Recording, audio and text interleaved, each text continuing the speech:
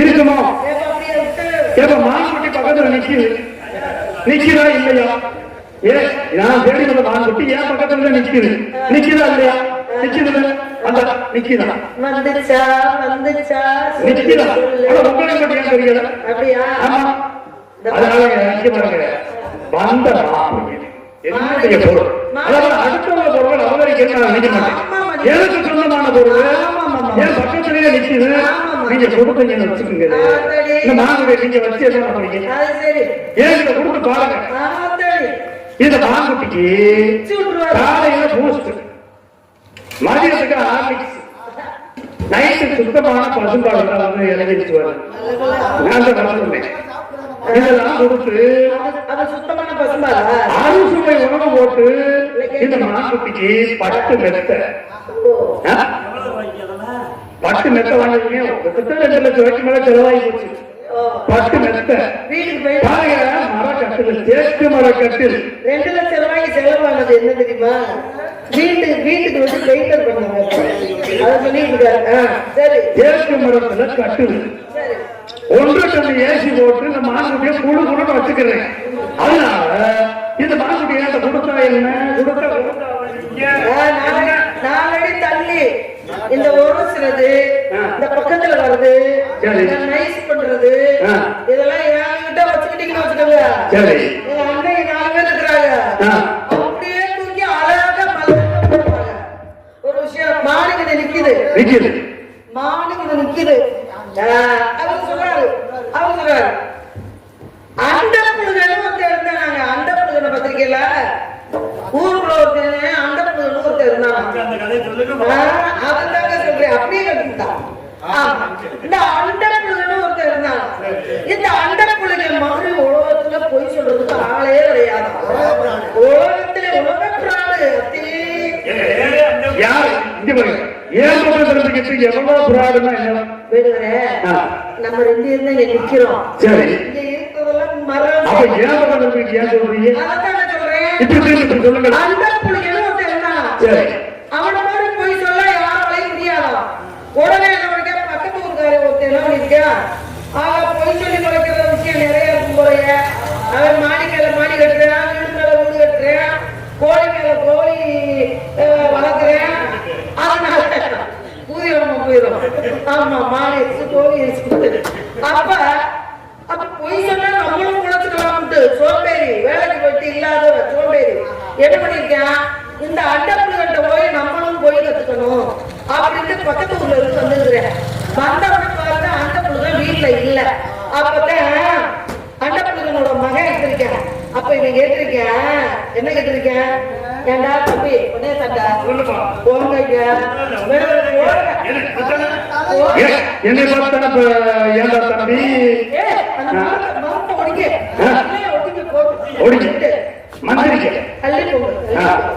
நாங்க என்ன புத்துசாரி வந்திருக்கேன்.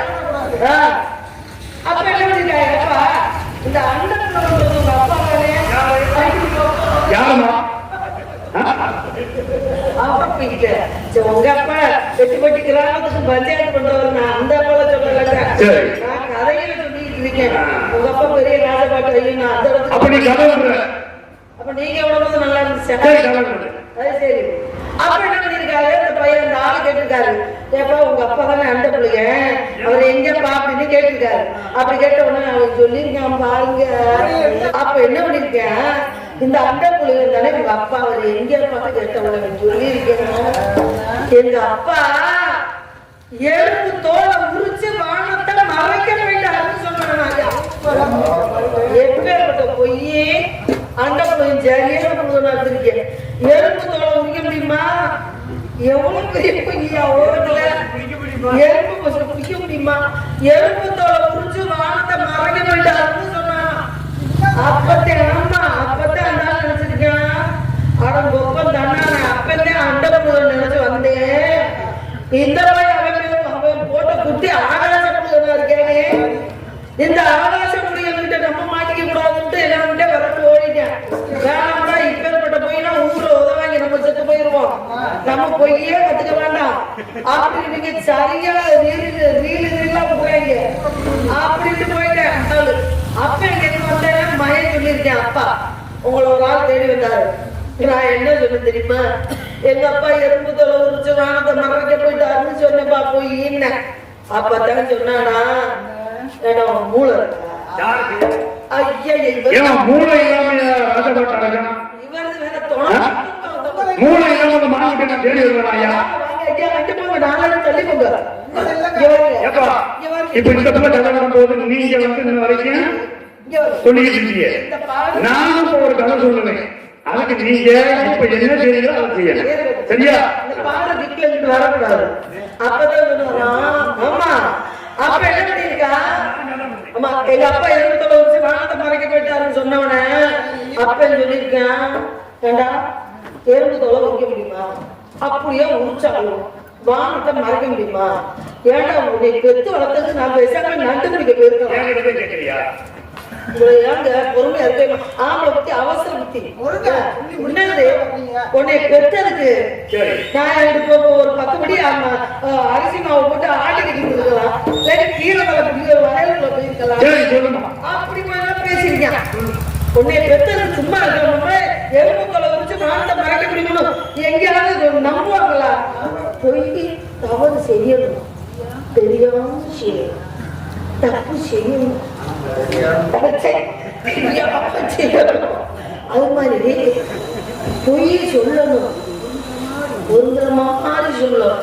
அப்படி நினைச்சா நீ மயனே கிடையாது, நீ பொருளாப்புல பொய் சொல்லல அப்படின்னு அடிச்சு கிணத்துல ஒதுக்கி போட்டு வந்தான்.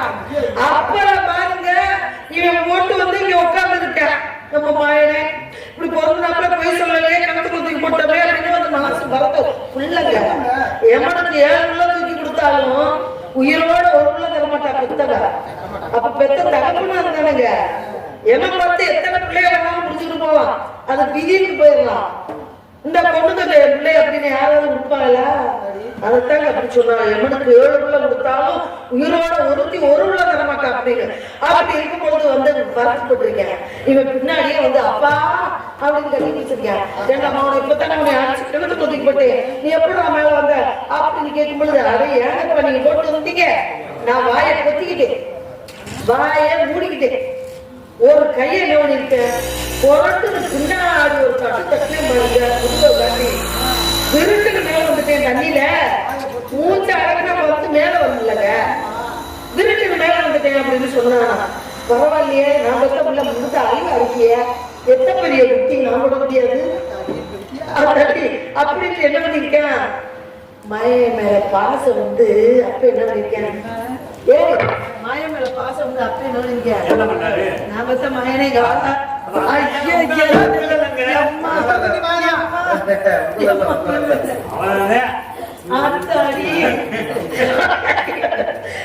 வாங்க நான் பெற்ற மகனே உங்கூட பொருத்தத்தோட சொல்லிருக்க, நீதாண்டா என் பிள்ளை அப்படின்னு நச்சு நச்சுன்னு குடிச்சாங்க. வாயோட வாய், மூக்கோட மூக்கு, கண்ணத்தோட கண்ணை வச்சு பிள்ளைக்கு அம்புட்டு முத்தம் பொழிஞ்சிருக்கேன், மழை பொழிஞ்சிருக்கேன், தகப்பை முத்தமலையை பொழிஞ்சிருக்கேன் மய மேல.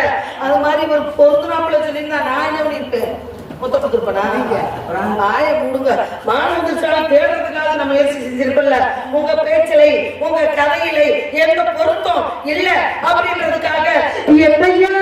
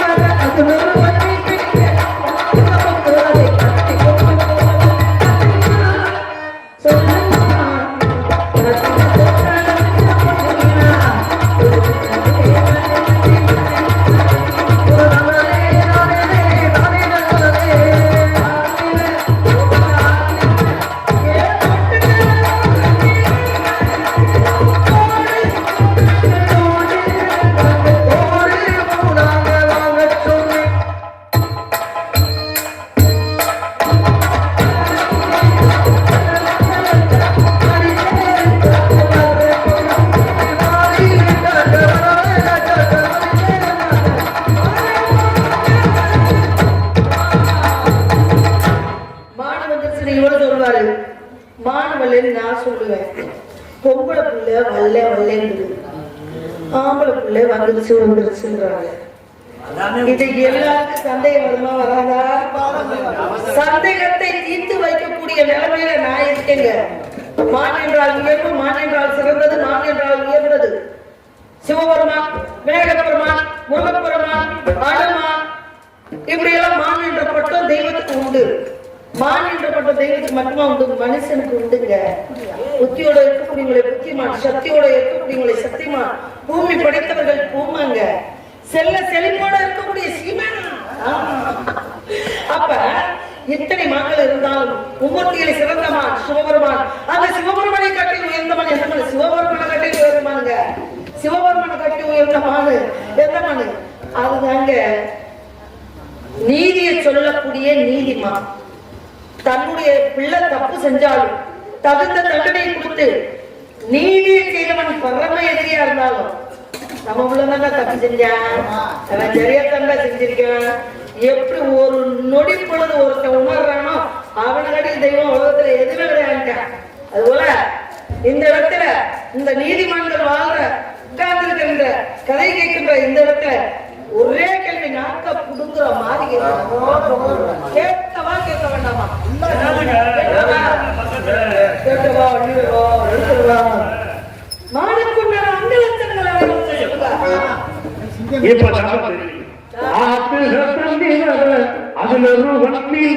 அப்படின்னு சொன்ன உடனே எனக்கு ஒரு கதை நடந்து தோணிருச்சியா?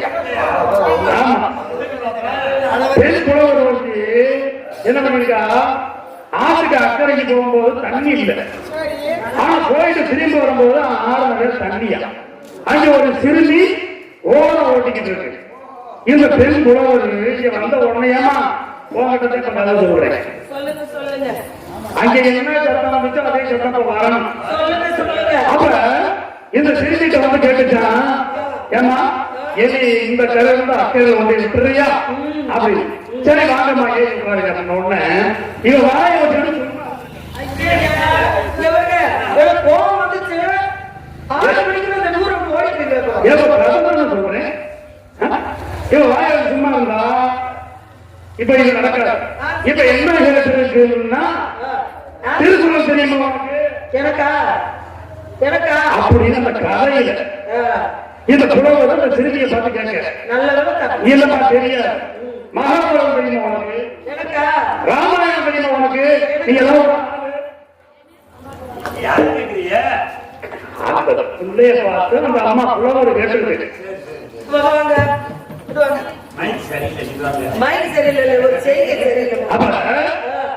எனக்கு ராமாயணம் தெரியாது, மகாபாரதம் தெரியாது அப்படின்னு.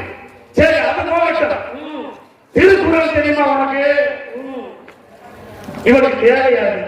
இதெல்லாம் கேட்கறது இவனுக்கு தேவையாவா? இந்த கேள்வி இவனுக்கு தேவையா? அந்த புலவருக்கு எங்க அண்ணன் இவங்க கூட கொஞ்சம் இறக்க கொடுத்துருப்பாங்க. எங்க அண்ணன் வீரத்தேவன் ஒருத்தர் இருந்தேன். அவனுக்கு மட்டும் கோபம் வந்துச்சு. கோபம் வந்துச்சுன்னு வச்சுக்கோங்க, தாங்க மாட்டேங்கிறீங்க, விழுந்துருவாங்க. அப்படியா? பயங்கர கோபக்காரன். அப்புறம் பாருங்க, இந்த சின்ன பிள்ளை கேட்டிருக்கு, ஏன்னா எனக்கு ராமாயணம் தெரியாது, மகாபாரதம் தெரியாது. உங்களுக்கு நீச்சல் தெரியுமா உனக்கு? நீச்சல் தெரியாது. தெரியாது. உனக்கு இப்ப பாருமா, ராமாயணம் தெரியும், திருக்குறள் தெரியும், மகாபாரதம் தெரியும். இப்ப உனக்கு நீச்சல் தெரியலையே, நீச்ச கத்துக்கிற கூடாது. சரி எனக்கு தெரியுங்க. சுனாமியை காட்டுறாங்க, அதை கொண்டாந்து இங்க செக் பண்ணிட்டாங்க. ஒருத்தர் மேல வந்து குதிக்கிறான் தண்ணியில, உடனே போய் சுனாமியா வந்து அந்த சுனாமியை காட்டினாங்க. எதை? திருச்செந்தூர் இடத்துல அதை தூக்கி அதுல போட்டு அப்படி மாத்திட்டாங்க. அந்த மாதிரி ஆயிரக்கூடாதுக்காக பாருங்க. இல்லாம தெரிஞ்ச உனக்கு நீச்சல் தெரியல, நீச்சல் தெரிஞ்சு நான் என்ன பண்ண போறேன்னு அம்மா சொல்லல.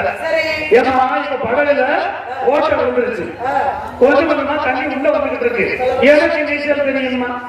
எனக்கு நீச்சல் தெரியும். நான் என்ன பண்ணுவேன், முதுக தொத்திக்கிறேன் அப்படின்னு நான் உங்களை சொல்லல. பாருங்க, நீங்க பெரிய அறிவாளியா இருக்கீங்க. அப்ப எனக்கு நீச்சல் தெரியும். நான் கரையை அடிக்கிறேன். நான் என்ன உனக்கு பண்ணுவேன்? நீச்சல் தெரியாது முடிஞ்சா. இல்ல, இல்ல, நானா என்ன பண்ணிருப்பேன் தெரியல?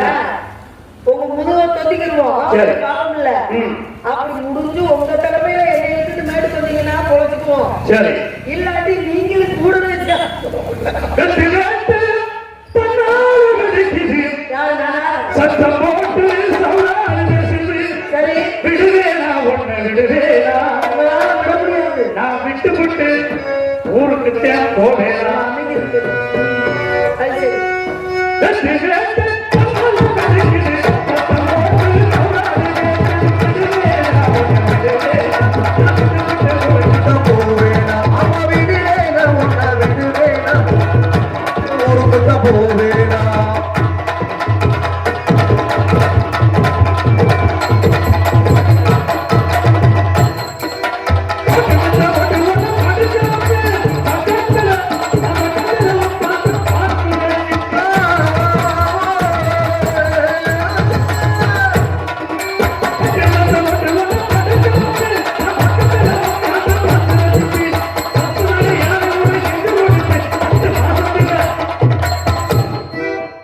காது கொடுத்து 10 மாசம் அதுக்கான பலனை நான் அவனை கொடுத்துருவேன். ஒரே 10 மாசத்துல நான் உனக்கு பலன் கொடுப்பேன்.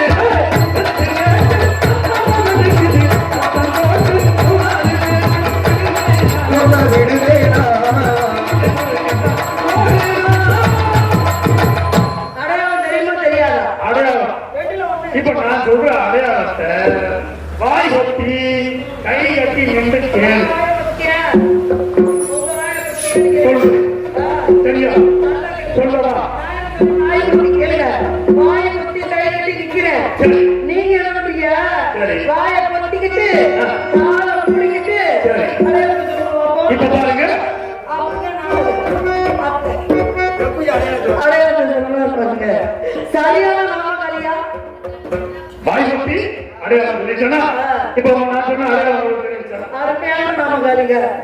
இந்த நாமகாரியை தோடிச்சிட்டீங்க. அப்ப அடையாளம் தெரியல. பரவாயில்லை. இப்ப அடையாளத்தை சொல்றேன்.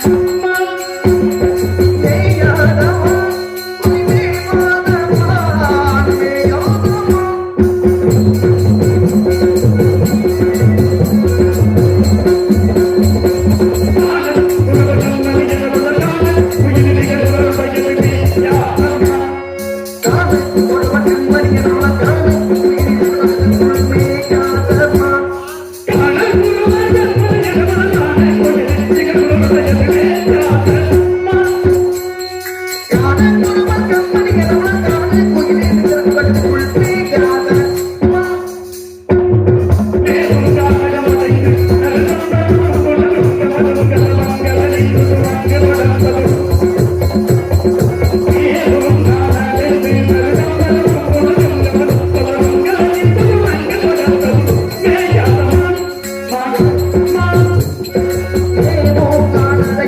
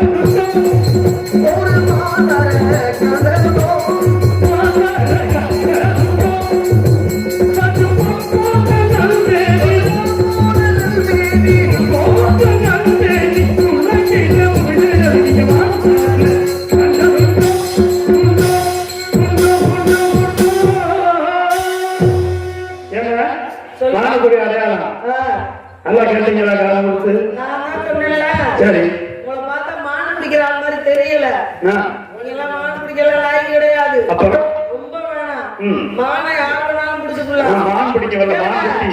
மானை யார் வேணாலும் சரி. பிடிச்சுக்கலாம். ஒரு கொசுவை கூட உங்களால பிடிக்க முடியாது. கொசுவ? பிடிக்க முடியுமா? அதாவது இந்த கொசுவுக்கு பயந்துக்கிறதால வலையை போட்டு நம்ம உள்ள உட்காந்துக்கிறோம். அப்படி சொல்றீங்களா?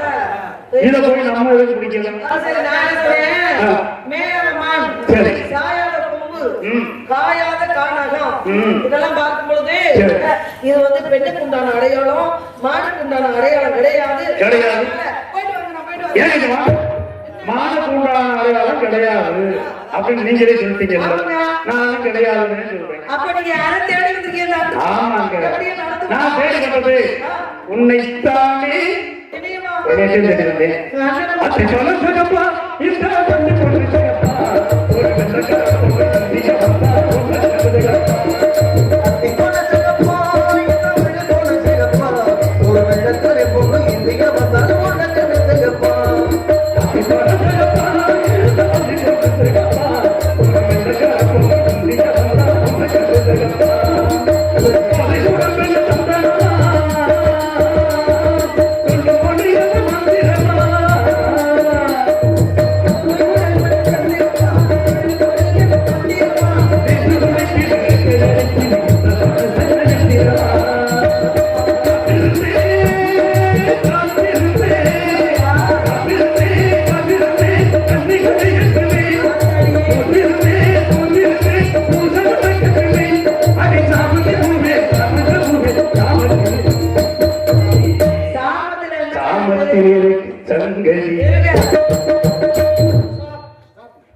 சாமத்துல இருக்கு சங்கர் இருந்தாங்க அந்த காலத்துக்கும். இல்ல இல்ல, ஒரு சின்ன விஷயங்க, இது உண்மையிலே நீங்க ஒத்துக்கணும். முதல் இரவுன்ற ஒண்ணு இருக்கு, அதை பொன் பார்த்து கல்யாணம் பண்ணி முதல் இரவுல தாம்பத்திய உலகத்துல பெண்ணான சேர்ந்து உற்பத்தி ஆகுற குழந்தைதான் நல்ல ஒரு ஆரோக்கியத்தோடவும் சரி, நல்ல ஒரு, அதாவது எந்த ஒரு தீண்டாது, அதாவது ஜாதகம் சரியில்லை, கிரகம் சரியில்லை அப்படின்றதெல்லாம் இரவுல சேர்ந்து பெத்தெடுக்கிற குழந்தைக்கு எந்த தோஷமும் கிடையாது. உண்மை. பகலையில சாமத்தில் இருந்து சங்கரங்க கவிஞர்கள் போட்டிருக்காங்க. ஆனா பகலையில வந்து மக்கள் வந்து உற்பத்தி ஆகுறதுனாலதான் கிரகங்கள் வந்து பகலையில அதிகமா இருக்கும், அதனுடைய வீரியம். அதனாலதான் சாமத்தில் இருக்க சங்கதி அப்படின்றத மறைமுகமா சொல்லி உனக்கு ஜாமத்தினருக்கு சங்கதி எனக்கு சாம உன்னைத்தானே தங்கம் என்று நம்பி வந்தேன். ஒரு பூவெடுத்து ஒரு மாலையிலே நீ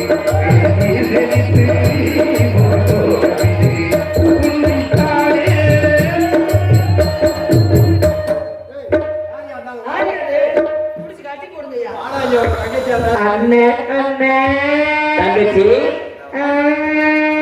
என்னாச்சு என்னாச்சு ஏன் அந்த மாதிரி அழுகு? சிப்பா என்ன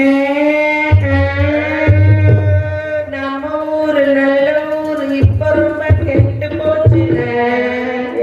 அத சொன்னா என்னதே நடந்துச்சு? அப்படி என்ன நடந்துச்சு? சொல்ல வண்டி ஏதோ நடந்தது.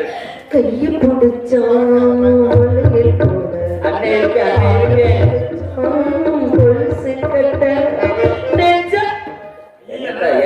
ஏத்த அந்த மாதிரியா? என்ன நடக்குது? வந்தவரு நீ எதுக்கையா வந்த அப்படின்னு நாக்கட்டுங்க மாதிரி கேட்டு அவர் சொன்னாரு, பொண்ணை தேடி சொல்லிட்டாரு. என்னை கூப்பிட்டு என்ன போறாரா? எனத்தையாவது பண்ணுங்களா? சரி வந்து யாரும் தெரியல. அப்ப ஏதோ ஒரு குறை இருக்கு. குறைக்குமா? பணம் படித்தேன் உன்னை நினைப்பதற்கு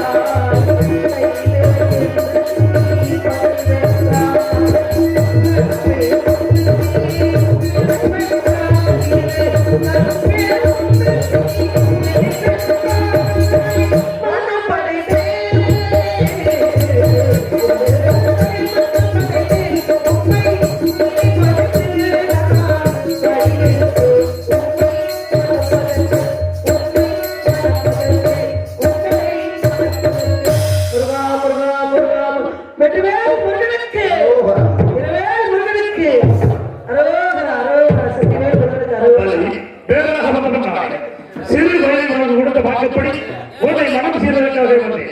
என்னை திருமணம் முடிக்க உனக்கு சம்மதமா? முருகா தாங்கள் என்னை மணப்பிக்க வேண்டும் என்றால் நாட்டு மக்கள் எல்லோரும் வள்ளி தெய்வயானி என்று அழைக்க வேண்டும். அப்படி இலக்கியம் தர வேண்டும் முருகா. அப்படி இன்று முதல் உலக மக்கள் யாவரும் வாழ்க்கை என்று அழைப்பார்கள்.